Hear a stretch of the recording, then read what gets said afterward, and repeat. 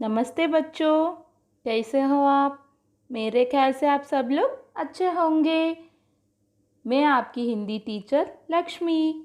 पहले क्लास में मैं आपको व्याकरण में आने वाला वर्णमाला, मात्राएं और बाराखड़ी के बारे में बताई थी।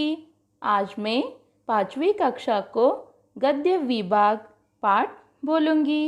ओके बच्चों? ओके, ये क्या है बच्चों? Very good. क्या है ये? काइट है। आप सब लोग पतंग उड़ाए होंगे ना, खेले होंगे ना। तो आज मैं गद्य विभाग पतंग पाठ पढ़ाऊंगी। ओके बच्चों, यह देखो, छुट्टी का दिन था। सुबह होते ही रीना, साजन और उदय अपनी अपनी पतंग लेकर छत पर आ गए। रीना बारी बारी से अपने भाइयों की चरखी पकड़ी थी। पतंगों को आकाश में झूमती देखकर रीना नाच रही थी।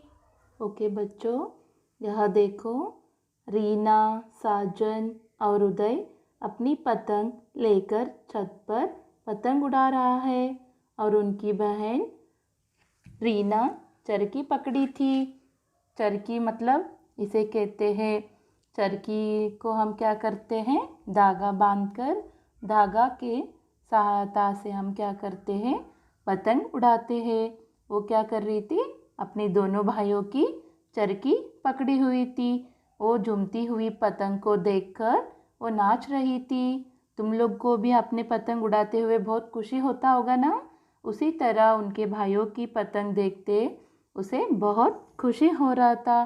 खुशी से वो क्या कर रही थी, नाच रही थी। देखो बच्चों, अभी नेक्स्ट पैराग्राफ। साजन का दोस्त विनय पड़ोस की छत पर पतंग उड़ा रहा था। देखते ही देखते विनय की पतंग कट गई। साजन ने अपने पतंग रीना को थाम दी और कटी पतंग को पकड़ने दौड़ा। वह फिसलकर वह गिर पड़ा। रीना चिल्लाकर बोली, साजन भैया पतंग पकड़ते हुए गिर पड़े। दादी जी भाग आई। उन्होंने देखा कि साजन के घुटने से खून बह रहा है। तुरंत उन्होंने घाव पर हल्दी लगाई। देखो बच्चों, साजन का दोस्त विनय पड़ोस की छत पर पतंग उड़ा रहा था। देखते ही देखते विनय की पतंग कट जाती है। वो देखकर साजन अपनी पतंग रीना के हाथ में दिया, थाम दिया मीन्स हाथ में दिया और पतंग पकड़ने दौड़ा। तभी वो पैर फिसलकर गिर पड़ा। यह देखकर रीना चिल्लाकर बोलती है, साजन भैया गिर पड़े। ऐसे सुनते ही दादी भाग आती है। देखा तो साजन के घुटने से खून बह रहा था। दादी तुरंत उन्होंने घाव पर हल्दी लगाई।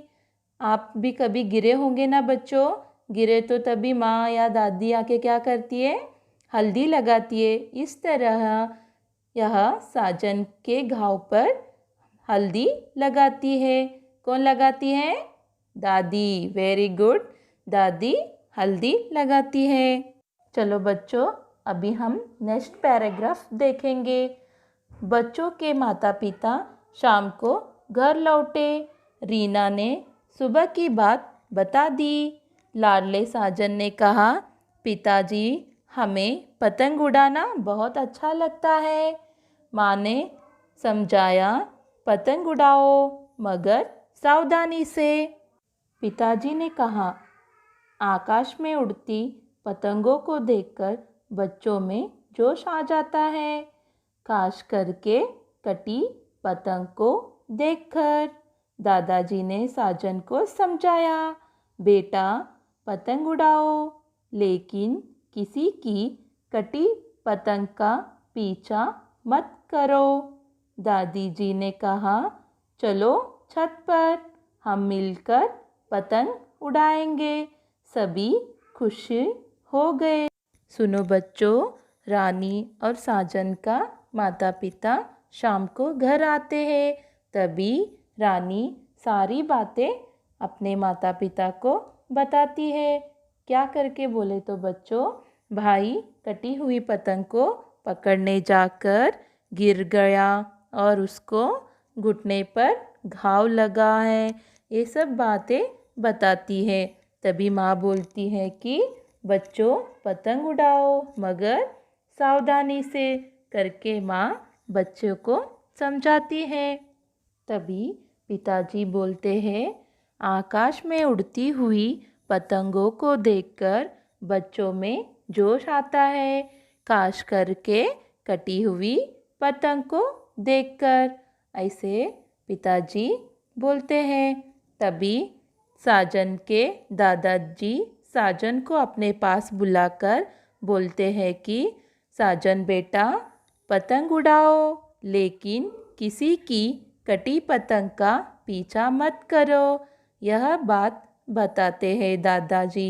तभी दादी जी बोलती है, चलो बच्चों छत पर मिलकर पतंग उड़ाएंगे करके बोलती है। तभी सब लोग मिलकर खुशी से छत पर पतंग उड़ाने जाते हैं। सुनो बच्चों, हमें इस कहानी से यह पता चलता है कि हम जो भी काम करना है तो सावधानी से काम करना चाहिए। ओके, धन्यवाद।